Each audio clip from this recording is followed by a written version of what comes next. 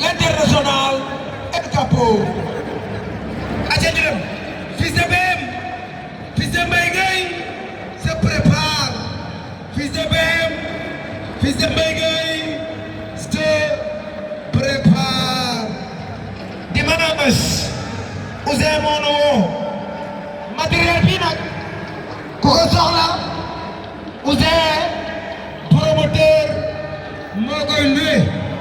ku soxla matériel bi nga jox ko Ouzin macha allah jërëjëf. ba may Papa Ndiaye benn heure Papa Ndiaye Papa Ndiaye benn heure Papa Ndiaye ayca waa nga presse jërëjëf Papa Ndiaye ayca way après Aïda Ndiaye ni fi après ñu joxaat Nabou Yadane buñ fa jógee nag joxaat kii bu ko defee rek ñu waxtaane ko Papa Ndiaye soo paree jox Nabou bu ko defee ñu waxtaane ko ayca Papa Ndiaye mu gaaw soo paree alal Nabou mu laalaat ñu joxaat ci lu jigéen macha allah Papa Ndiaye benn air nga joxaat Nabou Yadane moom it mu defaat benn air bu ko defee rek ñu waxtaane ko bu nàggee ba ci grand combat nag ndeysaan